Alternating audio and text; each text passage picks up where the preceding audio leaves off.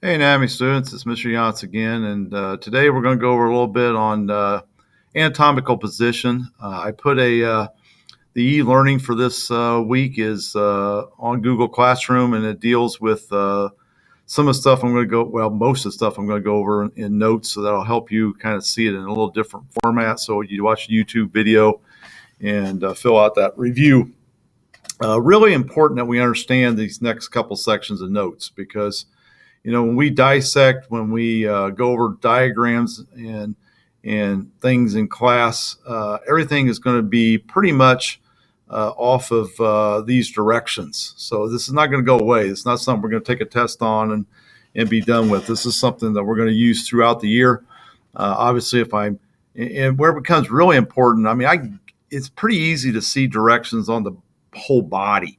But when you take a heart out of the body and put it on a dissecting tray or an eyeball or a liver or kidney, you got to know what side's what direction's what, and not just for dissection, but obviously for people doing surgeries and things like that. Kind of important that we know those directions.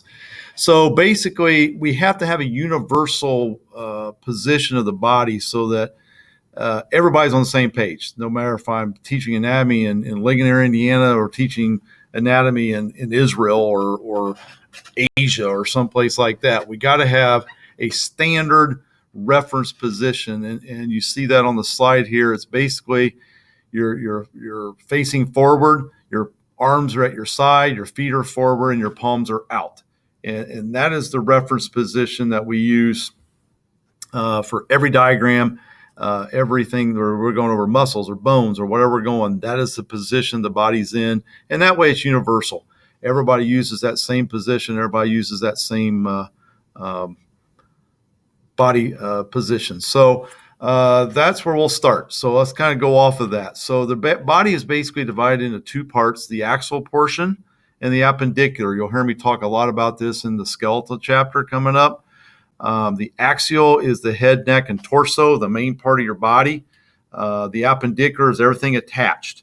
Now, this is going to seem backwards, but actually, what you're going to find is there's 80 bones. Let's use skeletal system. There's 80 bones in the axial, but there's 126 bones attached. So actually, there's more appendages of the body, appendicular, than there is the actual torso itself. So we'll talk a lot about that in muscles and bones and things like that. So we're going to circle back to that. But that's important information to know. This next section, I'm not going to spend a ton of time on. I'll explain at the end here why it's important. But when you look at the abdominal regions, you're going to see a word here that I think sometimes students look at and they're like, oh, my land's imaginary. That doesn't seem like a good thing. But, it's not like we have a grid system on our body. So what we have to do is we have to identify the abdominal regions by think of a 9 square grid, 3 across the top, 3 in the middle, and 3 down low. Your abdomen is this chock full of organs. So we kind of have to have a reference again, terminology we use. So if we're saying here, we're looking at this organ in this quadrant, we're looking at this one in this quadrant. That's where these come into play. They're identified from right to left. Now remember, that's your right and left. If you're looking at me, left and right are backwards. Okay, so your right, your left. Okay, your right, your left. And then we go from the top down. So we go right to left, top down. You'll see me when I go through these. We're going to do these in groups of 3. Okay, so I'll go back and forth between a couple of slides here. So here we go. Weird term, some tough terminology here, but we'll work our way through it. So let's start at the top. We're going to take these first 3 right here. We have the right hypochondriac, the left hypochondriac. This is across the top. And epigastric is right in the center, right where the stomach is, top of the stomach. Okay. Now, I know the hypochondriac, when you think of hypochondriac, you think of someone who thinks they're sick all the time. Hypochondriac doesn't have that meaning always. It's got some different other meanings. It doesn't mean we're sick all the time. But it basically means above the chondriac region, or the stomach, top part of the stomach. All right. So let me kind of show you this. It'll make more sense with the picture. Okay. So if you're looking at a picture of these, Yep, there we go. So the right hypochondriac is up here at the top. The epigastric is in the middle, and the left hypochondriac's way over here on the left side. Now, you can see it's right there, top part of the stomach, your liver, that area of the body. That's just, again, imaginary lines here, but we just kind of divide it up into kind of segments. Now, let me explain something real quick. I probably should have done this a second ago, but you have your chest cavity. That's where your lungs and trach and esophagus and all that is. That is separated at the bottom of that with the diaphragm. And the diaphragm is a physical structure that goes all the way across. And I'll talk more about this later. I got a story about this in the next segment of notes. But that top part of your chest, that's pressurized. So your lungs can inflate and deflate. The abdomen is not. So we're talking about the diaphragm and below. So that's where these regions start. Okay. So that's those three. Again, not a lot of significance to these regions except for one, which I'll get to in just a second. All right. Let's look at the next. Let's look at the next three. Right, left lumbar. So think of the lumbar, your lower back. So we're going a little bit lower. And the umbilical, easy to remember, your belly button. So we're going to talk about those three sections. So if you look at the diagram again, you're talking about the right lumbar. There we got the small intestine. We got the gallbladder. We got the pancreas. That's in the umbilical region where your belly button's at, just above it. And then the left lumbar, okay? So those are three of the middle grids in the abdomen. And then when we go down by the hips, we got the last three. So when you go down to the hip region, we have the right and left iliac, the hypogastric, which is the middle, okay? Now, let's go with this diagram. You can see these other ones. I'm not going to spend a ton of time on this. We may talk about, I may have a couple test questions about this on this test next week, but where this is important. So let's put yourself in a family practitioner. So you're a family doctor. And here's what happens. People come in and say, doctor, I have a severe pain. And the first question is, well, where's it at? And you know how people are, well, it's kind of over in this area. It's kind of, in my side, my right side is hurting. Okay. So then what's the doctor do? And it seems like it's kind of mean and cruel, but then they start poking around and pushing on, your body. And they're like, oh, that's it. That's the pain. And they know that in these different regions, there's different things going on. So if I'm poking down here really low in this right iliac, and the person's saying, oh, that's terrible, it's on the right side, it's terrible pain, that person could be having a appendicitis attack. They need to go to the hospital now, okay? If you're poking around, you got your pain up here in the middle, maybe it's the gallbladder. So these reference positions, we know what organs are in each one of these quadrants. And yeah, I know where one begins and stops is kind of vague, but at least we can kind of isolate where pain's at, where people are having issues at, or someone has, a severe injury. Maybe they have a wound, a stab wound or a gunshot wound. Sounding kind of morbid today, but they know where that injury is at, what they're going to be dealing with when they wheel them into surgery. So not really that important to most things that we cover, unless we're going over the digestive system or something like that. But really important in family practitioners' offices that they kind of have an idea of what's in each quadrant. And that way, when someone does have an issue, they can kind of, isolate and get it down to, okay, this is what's going on. Okay. That's all I'm going to talk about on that. Nothing more, nothing less. Okay. All right. So let's kind of this is what I mainly want to get to. So I'm going to get through these 10. And we had a quiz on them. You guys did pretty good on your quiz. I apologize. I forgot to put point values on there, but I do have a spreadsheet that has all your right and wrong answers. So I did get that graded for you today. So here's the deal. Body directions, really, really important. And what we're going to do is group these into groups of two. Okay. They're pairs. So if I have a upper, I have a lower, I have a right, I have a left. So kind of think about these in twos. Okay. The first word is the word I use most of the time. These in parentheses, we don't use a lot. So let's talk about superior and inferior. And again, watch the video today.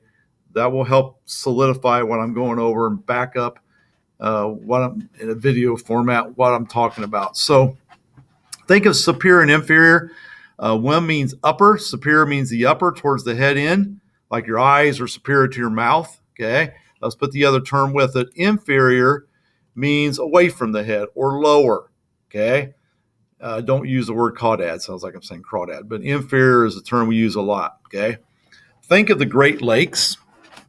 This is how I always remember this. A lot of people don't know this little tidbit of information, but Lake Superior is the northernmost lake. That's why it's called Lake Superior. It's the upper lake of the Great Lakes, okay? So that's where we use these terms, and we use them in all kinds of parts of the body. We could be saying, okay, the head's superior, your toes are inferior. We could go the whole length of the body and use extremes. Usually, though, it's referring to, let's say, for like the heart. The heart has a big blood vessel that returns blood from the head and neck, and then a big blood vessel that returns blood from the lower body. And guess what we call that? Superior vena cava and inferior vena cava. One's up and one's low. And not only do they return blood from the upper and lower part of the body, which makes them well named, but they also are physically above. The superior is above the inferior. So that's all that means. And think about that. Someone thinks they're superior, they think they're above everybody else, right? And inferior people feel like they're below everybody else. And that's in the video. You'll see that too. All right? So that's superior, inferior.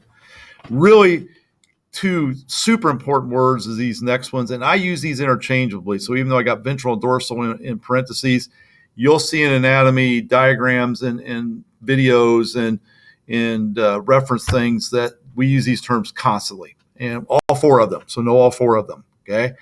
Anterior's front, ventral's front, posterior or dorsal's back. Posterior is easy to remember because I think of the dorsal fin on Jaws, the movie, or a big shark cruising through the water. Their dorsal fins on their back, and that's what sticks up out of the water, so you know if shark's coming. So that's all those words mean: front side, back side. Again, easy to tell on the body. This is the front, anterior, and then obviously behind me is the anterior. But where this is a little more difficult, so you got that going back to the heart. I got a heart that we're going to dissect sitting on a tray. Which one's front, which one's back? You got to know which is which. So when you dissect, you don't cut it the wrong direction. So, and we'll get to that eventually, but that's all those mean: front and back. Medial means towards the midline. So here's the thing. So let's say you got this dotted line running down through the center of your body. Okay. Anything towards that line is medial. Anything away from that line is lateral. The easiest way to think of this is your foot. Your big toe is medial. Your pinky toe is lateral. So anything away from or towards that midline is medial and lateral. Kind of tricky because if I take my hand, I can make my thumb medial or lateral by rotating it. Okay, so that's where it gets a little tricky. That's why the anatomical position, we like to say palms out. So my thumbs are actually lateral and my pinkies are medial. Okay, so that's what those two terms mean. Same with proximal and distal. They go together. Proximal means nearest the point of attachment. So you take, I'll just use this for example because we're going to get to this down the road anyway. So if you're talking about your toes and your fingers, we don't give them individual names. We call them phalanges. Toes and fingers are both called phalanges. But I got, 3 bones in 4 of my fingers and 2 bones in my thumb. So how am I going to tell which ones are which? Your fingertips on all 5 of your fingers, they're going to be called distal. That's the next slide. Let me bring that up. Okay. Distal, furthest from the point of attachment because my fingers are attached on my hand, right? So my distal ones are the furthest away from the body. Proximal are the ones closest to my hand or point of attachment. All right. And then, of course, we have a middle on 4 of our fingers. Okay. So we'll use our thumb because it only has 2. So distal, proximal. Okay. How close are they to the point of attachment? Okay. Going to sound a little morbid, but when I go over first aid, those are really important. Someone severs the finger. Did they sever fingertips? Did they sever just the distal part of their finger, or did they sever their whole finger at the proximal side? A big difference in how they attach those and what your recovery is and that type of thing. All right. Last of the 2 terms, and then I'll say these planes and these last things for the next notes. I'll give those notes to you on Monday, but because I want to kind of divide this up a little bit, just like I would in class. So let's talk about superficial and deep. Um, Superficial means nearer the surface. Skin is superficial to the muscles, and deep means further into the body surface or deep. Okay, so I think the easiest way to remember these is cuts. First aid again. If I have a paper cut, that's superficial. I just barely broke the surface. May not even bleed. Right. If someone has a deep laceration, now we're deep into the fingers, the muscle, the connective tissue, and stuff like that. All right. So those are body directions, super important to your knowledge of which stuff is which. Okay, we're going to use that stuff all the time. All right. Okay. You know what? We got 2 slides left. Let's just go ahead and get through this. That way you'll have all your notes, because all my other students have all their notes already. So I'm going to go ahead and finish this up. A little longer video. I apologize. It's going to divide up into 2 parts, but there's no point. Let's just go ahead and get this in, because it all goes together anyway. And just so you have a heads up, and I'll talk to you today in a Google Meet about this. We will have a little Kahoot game on Monday, and then my plan is to have our test on Tuesday. So kind of mark that on your calendar, and I'll talk about that in Google Meet. So make sure you look this video over and all the videos over, and look your notes over. The fill in the blank ones are important. And that's where my test is going to come from. And I'll tell you a little bit more about that in the next video. Okay, so let's look at the planes of the body. These are a little tricky too, because and I got, let me show you a diagram. We'll go back and forth between the diagram on that as well. You think of planes of glass is what I'm going to use. This is in the video as well. And we're going to turn these planes of glass different directions, okay? In fact, just hang on a second. Let me go get something. I'll help you see this a little bit. Just a second. Okay, so think of a plane of glass. Okay, so here's what we're talking about. See if I can get this tilted a little bit. All right, there we go. So I can turn this different directions. Okay, and that's what we're going to do with these. So let's take the first one. Okay, so think again of planes of glass. That's probably the easiest way to remember these. Okay, so if I'm talking about a sagittal plane, okay, I'm going to take this direction. I am going to slice the body into a right and a left side. Okay, easy way to remember that, right and left. Okay, that's called a sagittal. Where this gets confusing is a sagittal could be here, it could be over here, right? I can move it different directions on the body. Okay, if I'm dead center, that is a sagittal plane. So both of these are sagittal, but this is called a median. Think of I-69, 4-lane highway. What do we got in the middle? A grass strip called the median. That's where the name comes from. Okay, so that is dividing the body into a right and left side is sagittal. If you're dividing into a right and left half, that is called a median. Okay, pretty simple. Okay, so that's that plane. Okay, now let's flip it over. Okay, let's say we want to go this direction. So now I'm going to cut the body right down the middle, and I'm going to divide it into a front and a back, anterior and posterior. That's called a coronal or frontal plane. Okay, so I'm literally dividing the body like a guillotine right through the middle. Okay, and then the craziest one is when I go this way. Now I'm going to cut the body into a top half and a lower half. That's called transverse or horizontal. And these terms are interchangeable.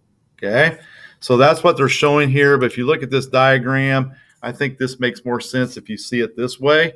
Okay, so we just turn the thing 3 different directions: this way, or this way. Does that make sense? Okay, and that's what they're trying to show you on that diagram. An easy way to see that, again, the little YouTube video I have on this today will help you see that as well.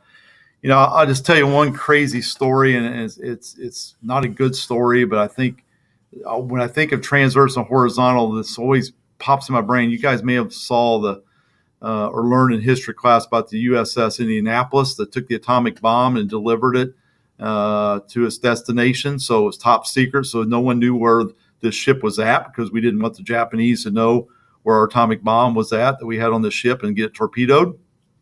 Unfortunately, they got the atomic bombs off of it, and they dropped them on Japan, and USS Indianapolis was coming back to port, got torpedoed and they sunk it. The Japanese saw it and torpedoed it.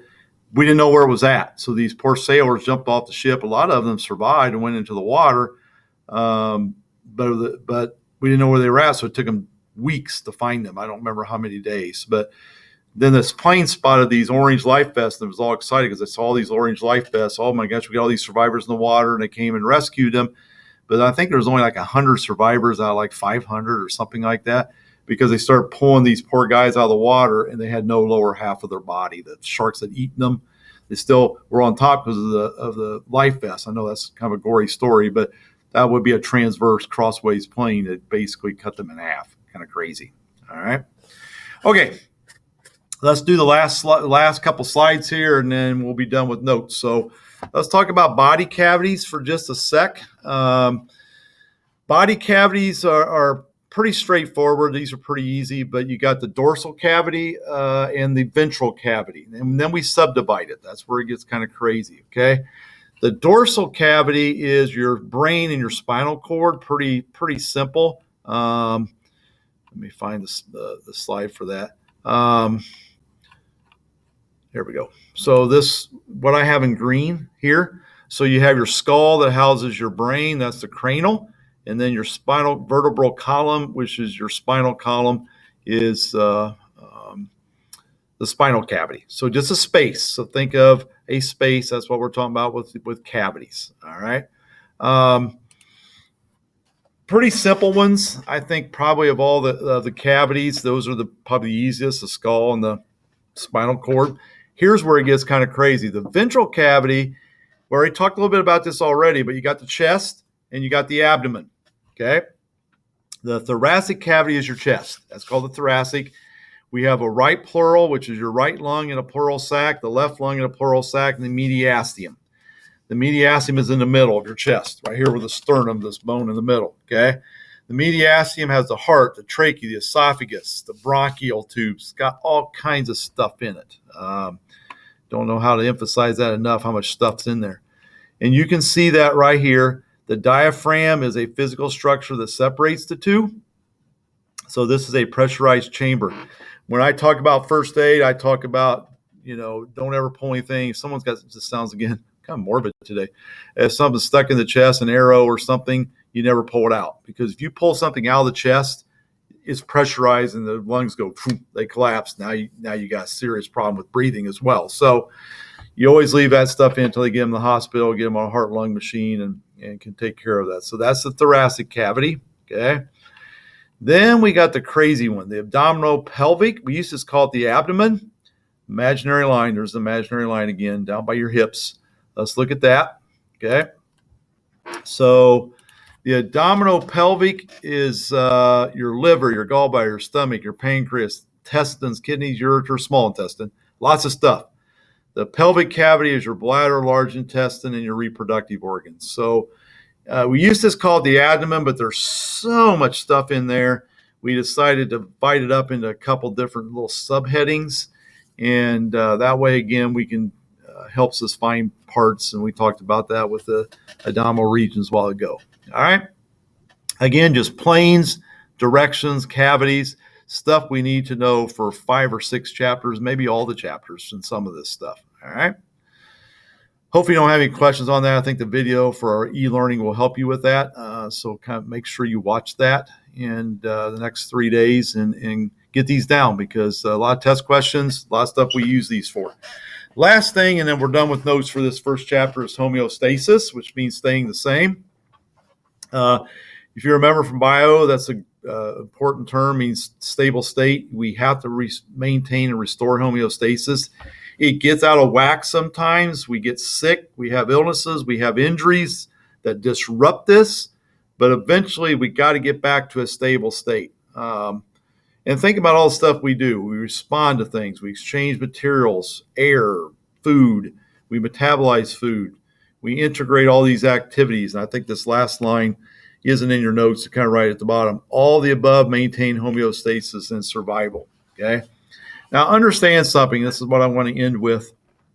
And I think it's important to understand this. Not everybody's homeostasis is the same. When you're feeling good and everything's good, homeostasis is optimal. Some people have chronic illness, chronic pain. Their homeostasis isn't the same as maybe ours. I have a great friend. His name's Ryan.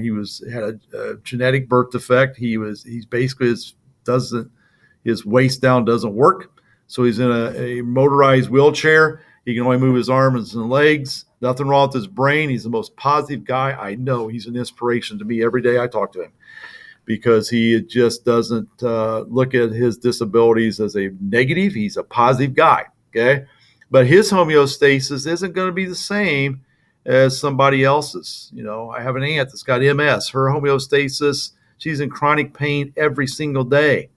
She's just learned to cope with it. So the body can adjust homeostasis, and that level can change in people, but you still have to internally keep that going to stay alive every single day. And we'll constantly talk about that topic all the time.